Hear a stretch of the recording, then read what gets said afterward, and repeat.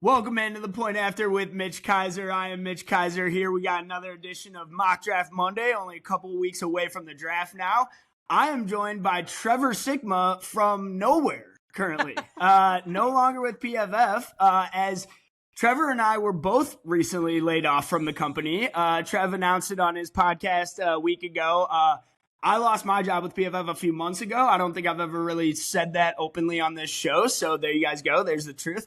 Trevor, you are now just sitting at home doing chores for your wife, Alyssa, correct? What's she got you doing around the house? Yeah, I'm getting into the deep cleaning now. Like, I'm cleaning the baseboards. We're deep cleaning the fridge, like it's never been more spotless around the house. There's no doubt about it. But yeah, dude, it's great to be with you again. I'm glad to hop back on the podcast, get to do another mock draft here with you. And I'm excited, man. We were talking a little bit before we hit record, and we were just like, dude, at this point, like, I'm kind of ready for the draft to be here. And I am too. Like, I love doing these exercises. I love still getting to kind of like what the what if is. But now we're getting to a little bit of like, okay, this is what I think is going to happen. And now we've only got like 2 weeks, basically 2.5 weeks until we get to actually find out. So it's a magical time of year, as they say.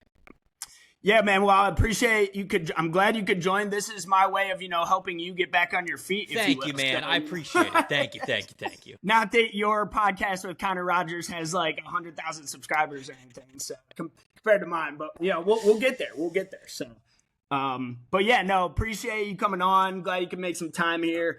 We're gonna do a mock draft. We're gonna do a 1-round mock. Trev's got to get him out before 3 p.m. today, so we'll quickly go through this. Gonna share speaking of PFF, we're gonna share the PFF mock draft simulator because it's still my rankings. Still my rankings. It's still the best board. It's still the best simulator in the game too. It's the best simulator out there. So can you see it, Trev? Got it? I can. Yes. All right, perfect. So we're locked and loaded. Let's jump into it now. I'm going to take odds as I did evens with Renner last week. Trevor is going to take evens here. So Las Vegas Raiders on the clock. I really should do a mock where we don't take Mendoza and then just spice it up and then just get a fun one. But we're not going to do that. Obviously, we're going to lock in Fernando. But I would like to see what a mock looks like where he doesn't go first and then you just kind of do it the whole thing differently. That would be a fun exercise to do. Like, it would obviously, the mock would be very, very different if he doesn't go number one overall, because you would have to find out exactly like, okay, well then what player does actually go number one? Mendoza would then go number two. Like, this had to change things in the ripple effect. It might rile up some fan bases too. You never want that when overreaction season. No, you want that. That's what you want. You got to get the views, baby. You got to get the clicks, the engagement. There you go. Hate watching. No, I'm kidding. So what I'll ask you on this, Trev, do you think Fernando starts week one? Because we saw they signed Kirk Cousins, which is honestly kind of the comp for Mendoza in a way, and a lot of people kind of see that same character. Do you think he is the week one starter, or do you think Kirk maybe gets a couple weeks and then they kind of bring him in? I do not think that Fernando Mendoza is the week one starter. I think that it was at the Combine, I believe, that John Spytek, their general manager, talked about how in a perfect world he does not want the quarterback to start. He would like the future quarterback or a young. I don't think he was specifically like talking about Mendoza because he was being a little bit more coy about it, but he was like, ideally you want a veteran to be able to start so the rookie doesn't have to start right away and you don't feel like you've got to play him before he's ready. And I've always said to people, when they ask the question of, hey, when is the perfect time to play a young quarterback? Is it halfway into their rookie year? Is it right away? Is it a full season of them sitting out and sort of learning what life in the NFL is like? And my answer to that question is always, it's kind of a simple one, but it's like, whenever they're ready. And the way that I contextualize that is I say, whenever the quarterback is ready to fail without losing confidence in themselves, that's when the right time is for them to be able to start. Because no matter when they start, whether it's week 1, week 8, the second season, the third season, it doesn't matter. They're going to struggle. You cannot simulate live regular season and playoff games in the NFL. You just can't simulate it. You have to experience it. So you are going to fail no matter what. There's going to be a certain degree of failure and lessons that you will learn no matter what you're going through. But you have to be able to learn those lessons and go, okay, they did this here. I didn't expect them to do this here. I'm not going to make that mistake again. Instead of going, damn, I suck. And I think for number one overall pick quarterbacks, just guys who are picked really high, they've probably been great their whole life.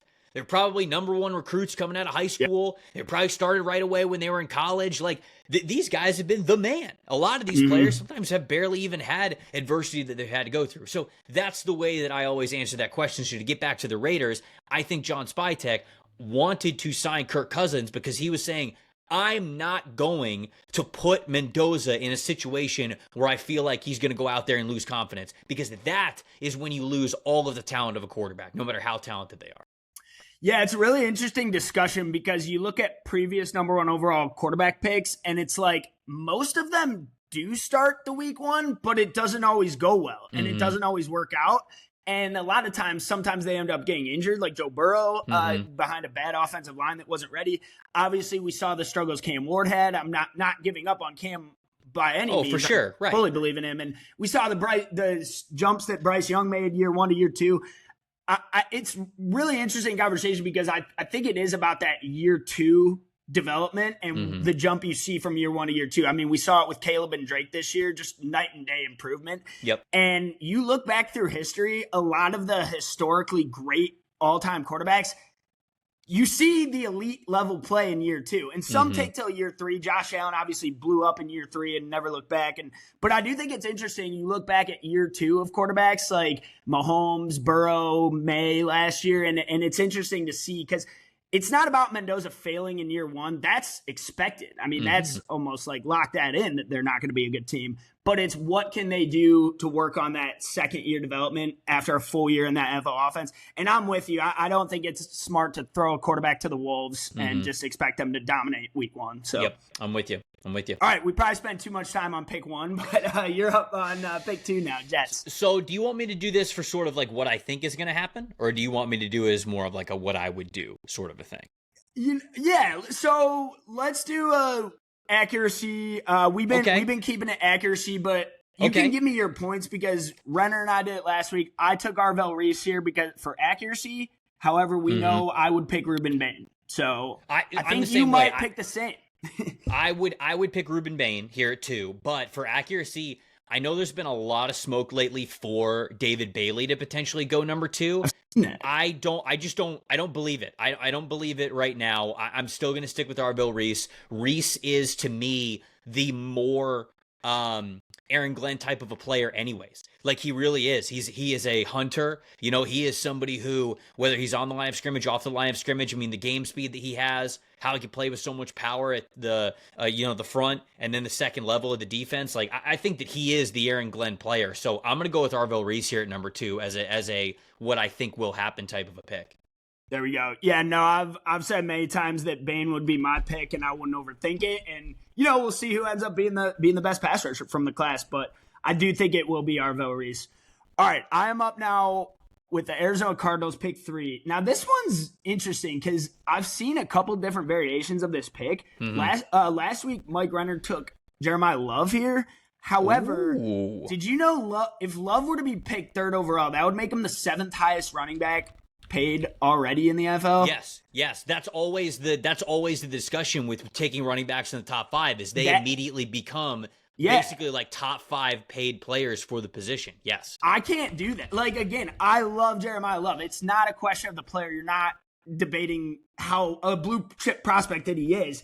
It's they just paid Tyler Algier and they still have James Conner. I'm not saying their running back room is great. I'm just saying it doesn't fiscally make sense to take Jeremiah Love here.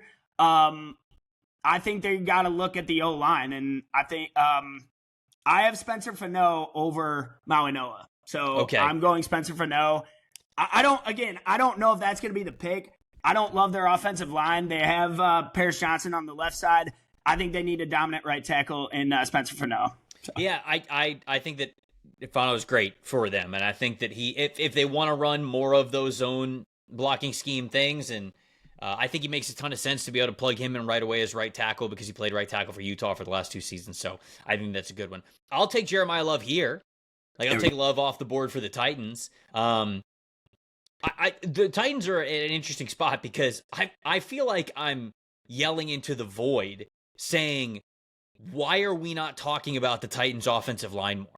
I mean, the only player on their offensive line that I could tell you is playing their same position today, 2 years from now on the Titans is Peter Skoronski. That's it. Dan Moore Jr. is not going to be there. Their center and their guard are going to be different. J.C. Latham might not even be the right tackle for them. They might kick him into guard. So in the mock I did with Sam Monson 2 weeks ago, we had this exact same conversation. Neither of us wanted to take Love here because we were like, the offensive line's floor is not high enough to help Jeremiah Love. And again, I think they will end up taking him for better or worse. Right. But I'm a believer in if your O-line is not a strength, don't worry about your running back because it's not going to make a difference almost. I 100% agree, but it feels like they might want to get him to try to really help out Cam Ward, which I understand the thought process there. But yeah, Jeremiah Love at 4 to the Titans. All righty. I am up New York Giants on the clock. Now, I'm in love with this player. I think he's one of the best defensive players in the class. I don't care that he's a linebacker. I think he's the better linebacker on his own team compared to Arvell I do Reese. too. That's Sonny Styles. This dude's going to be an all-pro linebacker. I don't care what anyone tells me. Freak athlete, like unbelievable speed for a linebacker, was a former safety, so you know he's outstanding in coverage, has great ball instincts. I love Sonny Styles. He might be my favorite player in the class, I have to be honest. He's the man. I think Sonny Styles is absolutely worth a top 8 overall pick, and especially in this class. And I know that off-ball linebackers typically don't go this high, but I think he's a game changer. Might be worth it. The way that he defends the run, I just think that he really lets you do a lot of flexible things on defense. And so I love Sonny Styles here, and I think that he really helps him for sure.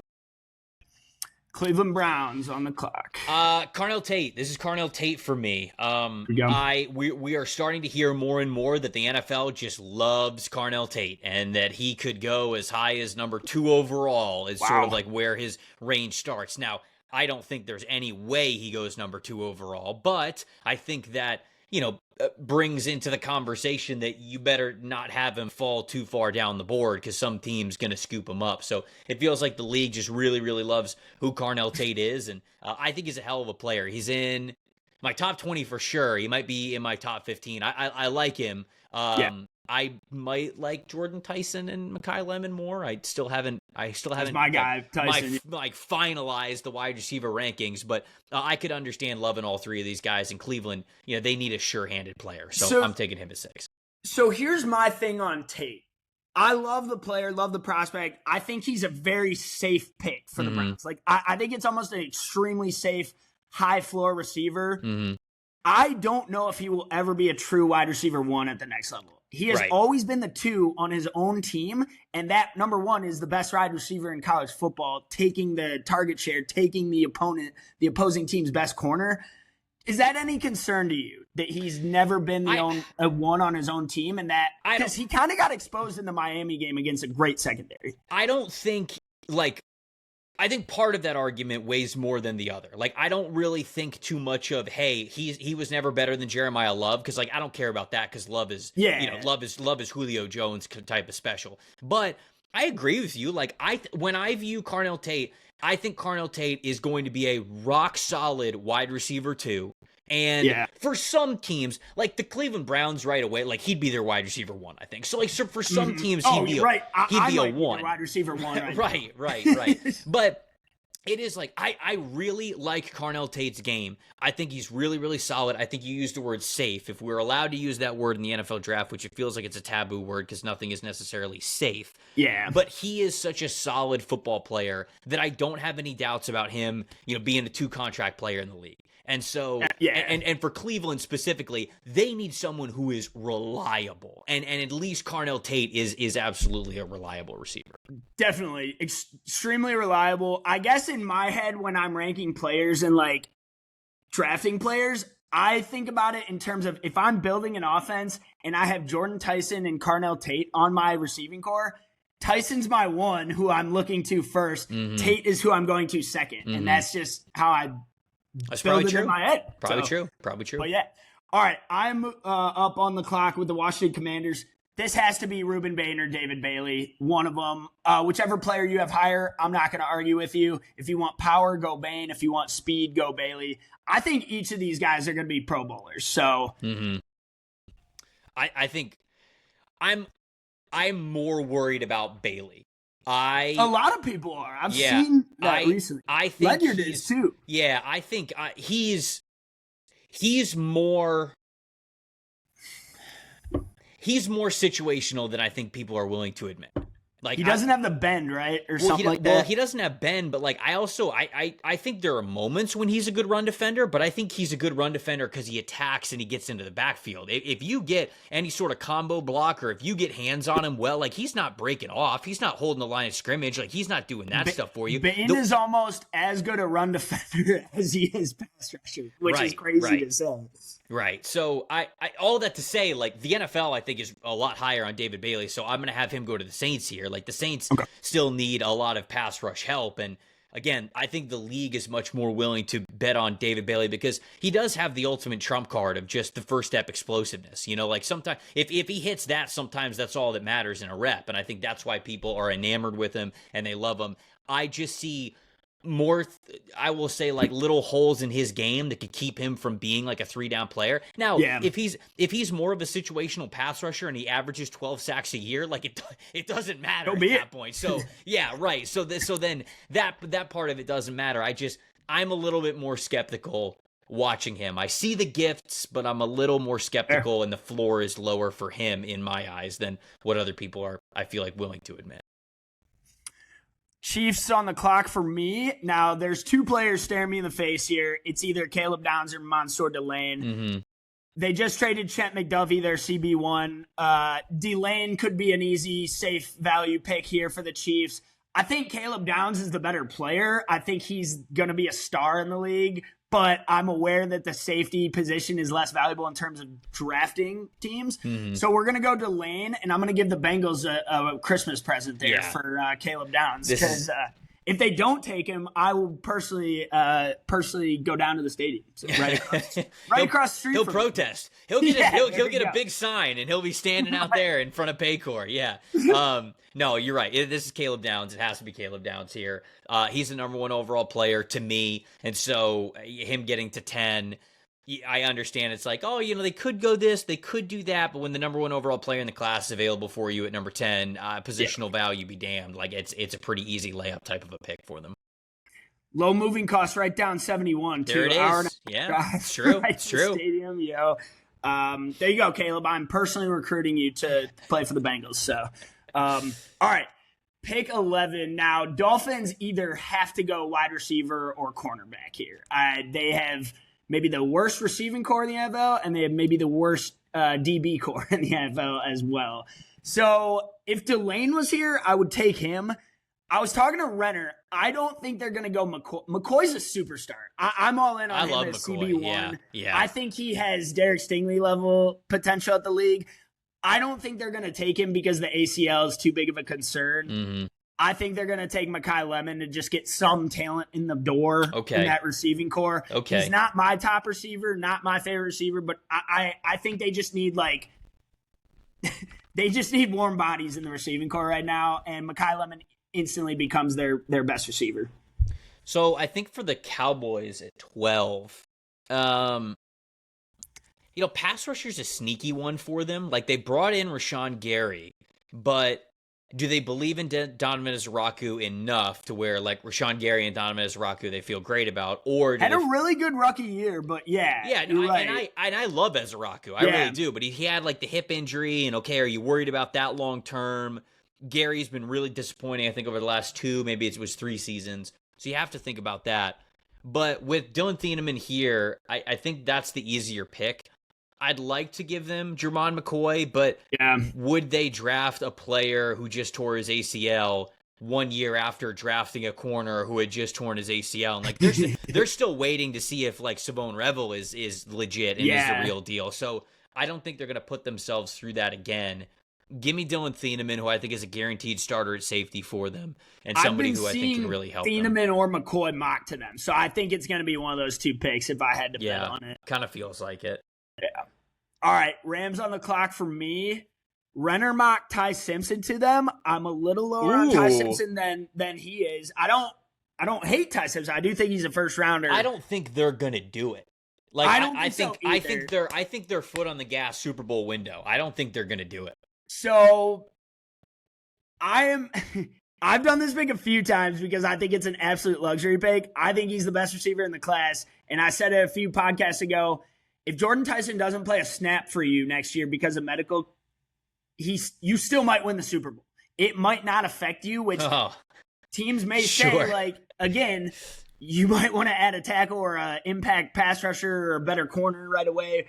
But after trading for McDuffie, they don't really have a wide receiver 3 on the roster. You still got, Puka and Adams, of course. Mm-hmm. If you can get anything out of Tyson for the long term, you are setting your next quarterback up with a dynamic duo of Puka and Tyson. Yeah. I think Tyson has Justin Jefferson type potential in the intermediate routes. He's not Justin Jefferson, but we've said before, this guy has main character energy. This guy is a face of a superstar right there. Extreme athlete. The medicals are not scaring me away. So that's my Jordyn Tyson spiel.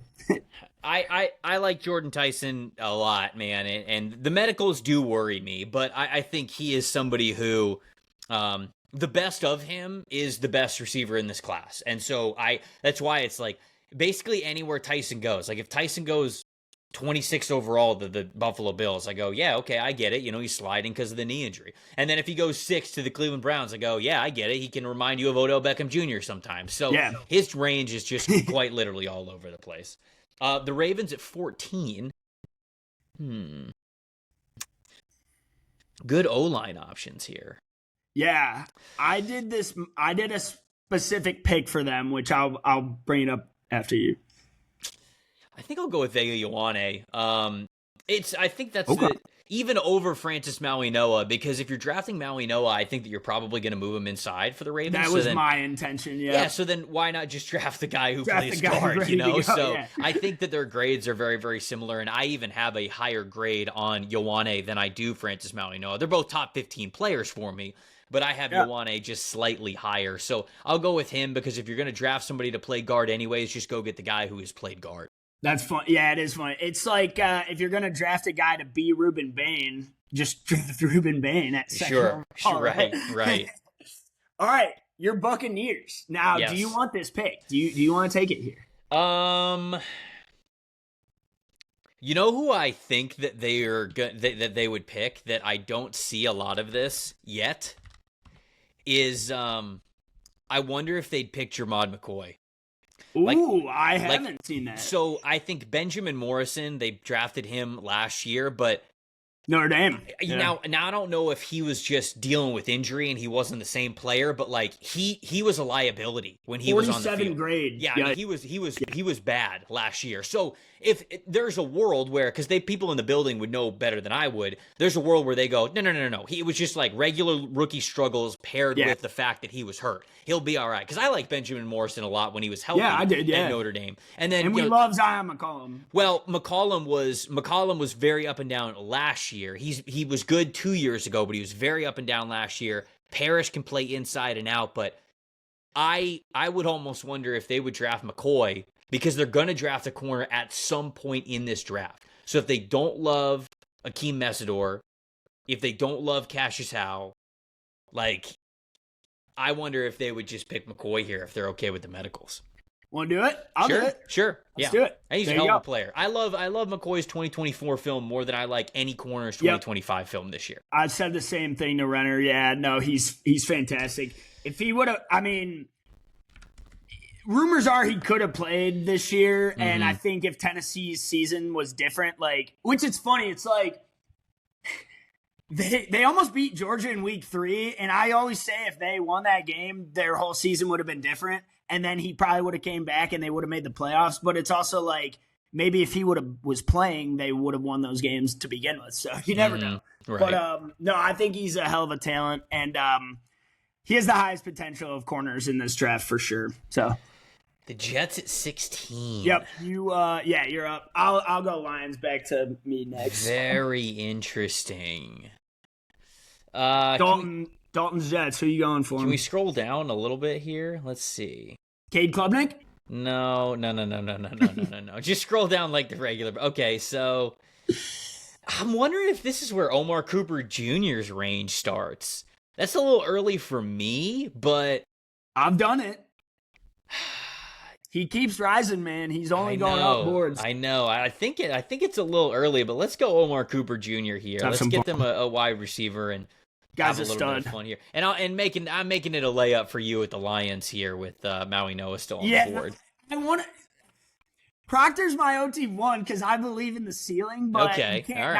You can't not take Maui Noah. Like if Maui Noah is there, I feel like the Lions will take him.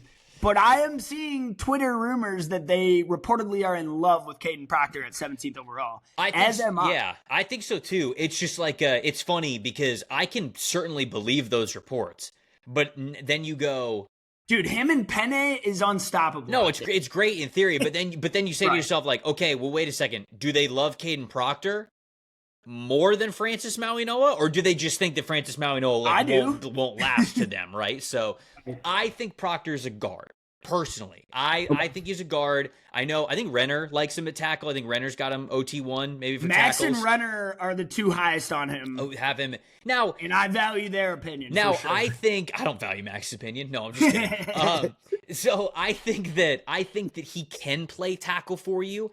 I think there's just, if you put him at guard, you don't have to worry about that stuff. Yeah. Like you don't have to worry about all of the outside move stuff. Yeah, man. I look at Caden Proctor and I just think, dude, you're an all-pro guard. Like, yes, you could play at tackle. It's a little bit like the Elijah Vera Tucker thing. Vera Tucker can play tackle for you, but you'd much rather have him in guard because it's just the strengths that get to shine all the time. So, anyways, Vikings at 18. Oh, the Thieneman's gone.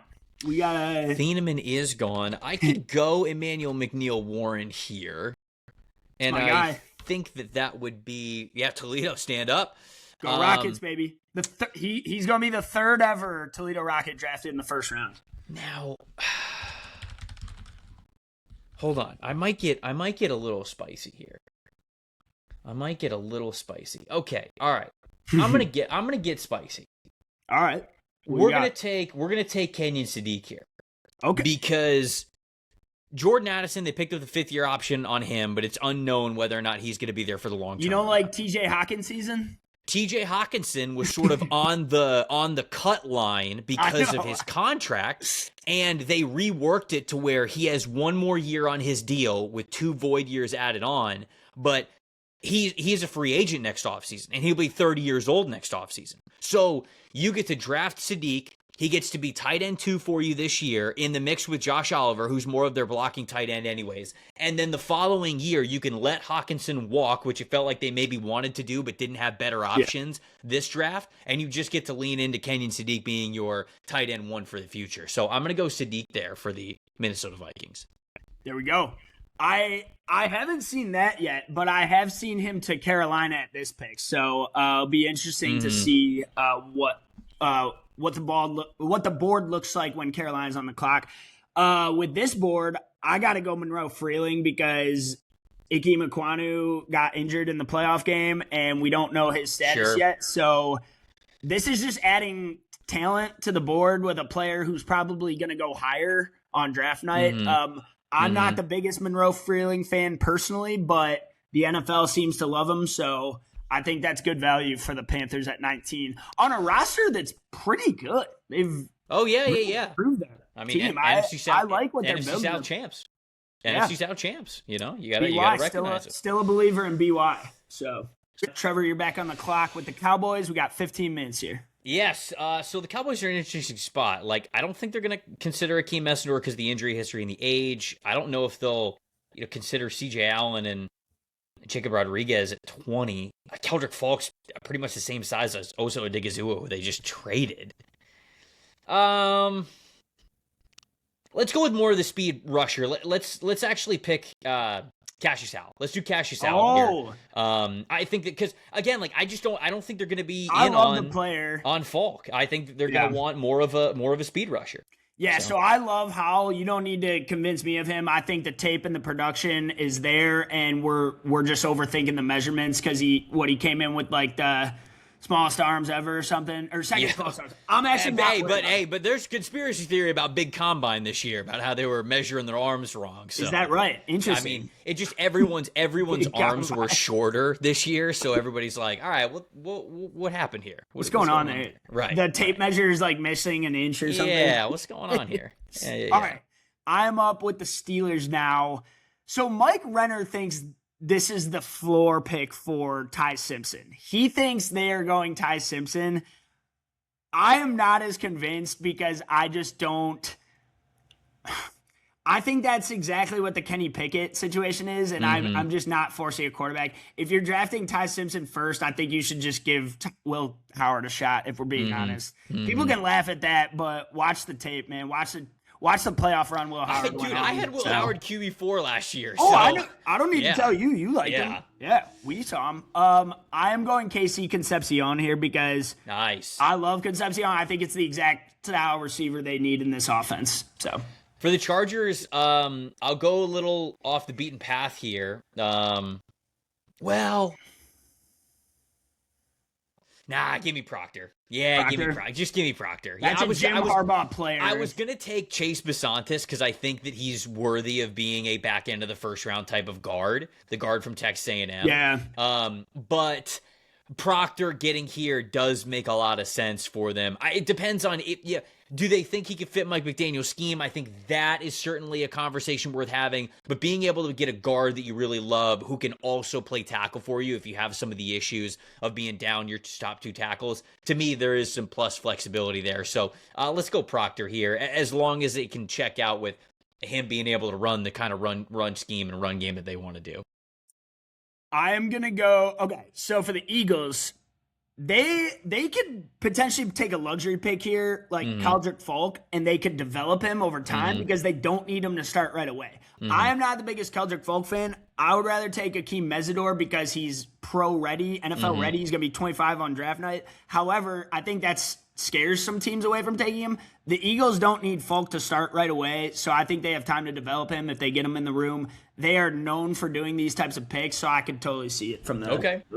All right, so I think the Keldrick Falk is going in the first round. It's just a matter of finding where and I've heard that Mesidor is falling, like you said, so that's kind of why I did. So for this, I'll go Caleb Lomu. I'll take Caleb Lomu here for the Cleveland Browns. So I think Caleb Lomu, I really do think is a really good prospect. I just think that he's not getting talked about enough because, there's the guy on his own team who's probably going to go higher at the other offensive tackle position. But Lomu he's rock solid, man. I think that he could be a starter in this league for 2 contracts, which is really the goal of drafting these guys in the first round. So to me, Lomu it's just what the doctor ordered there for the Cleveland Browns, and to come away with Carnell, Tate, and then Caleb Lomu would be a great 1-2 there for Cleveland. Yeah, Cleveland's got to go tackle and wide receiver in one way or another in the first round. So I think so too. Yep.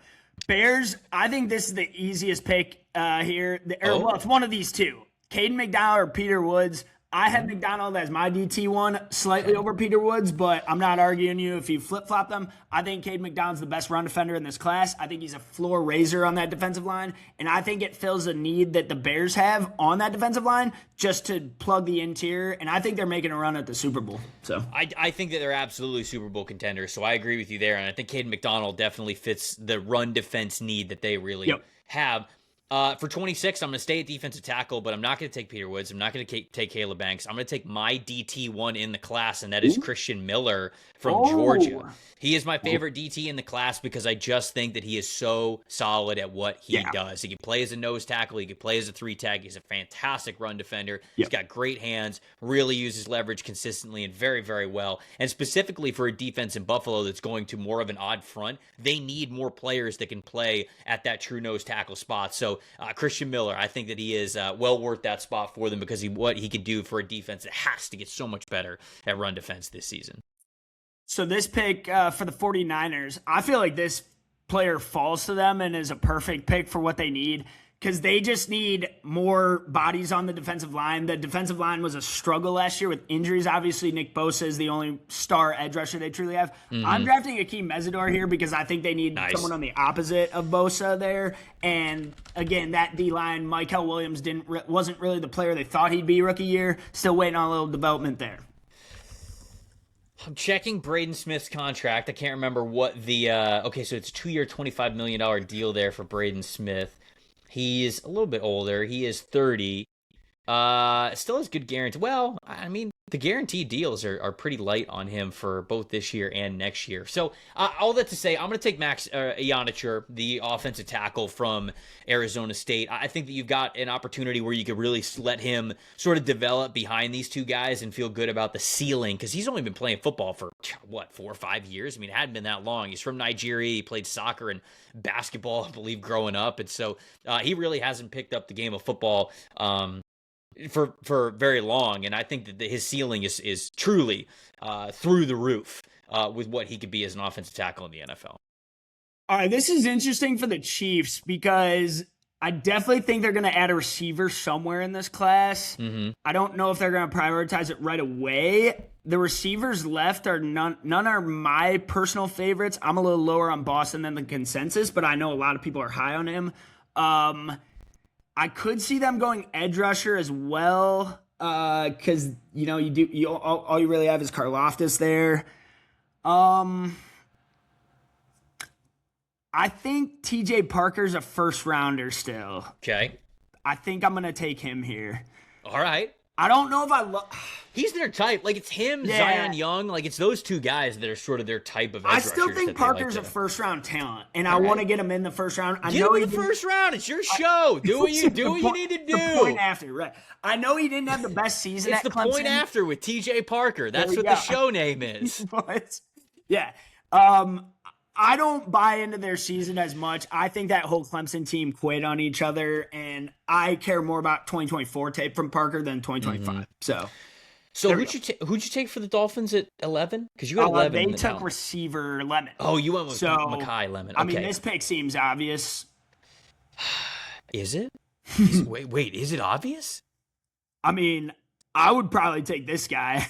Dude, I'm so worried about Terrell though. Really? Okay. Because I had speed concerns with him on tape already. I love the mentality. Like, there Yeah. are times when you watch him play and you go, God, he looks so much like Trent McDuffie. Yeah. But then there are other times where I watch him specifically in man coverage where I just go, I don't know, man. I don't know if you have the athleticism and the straight line speed that I need you to have. And then he ran like a 4.65, which his hamstring is beat up. He should have never run. But like, to put a 4.65 out there is just, that's brutal. So I don't really think he's going to be a first rounder anymore. Really? This is where I'm going to take Chase Bisontis. I'm going to get Chase Bisontis off the board here. He is my next favorite guard, which Bisontis, Pregnon, Keelan Rutledge, like any of those guys, go ahead and take one of them. The guard play's got to be so much better for the Dolphins this upcoming season. So I'm getting Bisontis in the first round because I think there's a good chance he does hear his name called in the first round. I like it. I am getting my Toledo guy, McNeil Warren, here, opposite Craig Woodson in the secondary. I think that improves an already pretty strong secondary for the Patriots. And yeah, that's the only news the Patriots are in today. Nothing else. Yeah, of course. Right. Man, is Jadarian Price get in the first round? So Renner and I talked about this last week because I said they have a glaring hole at running back. They do. But I don't know if there's one I'm really rushing to take in the first round outside of Jadarian Price would be a reach for me here. Yeah. He'd be a reach for me. I don't think you need to take him here.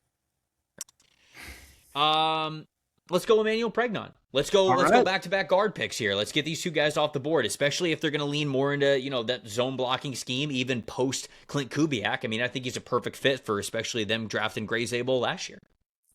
There we go, Trevor. All right, that is all we got today. Look at that beautiful first-round mock. Perfect. Every pick completely correct. It's unbelievable. It's going to be accurate on draft night, so 100%, yeah. You're watching the right show.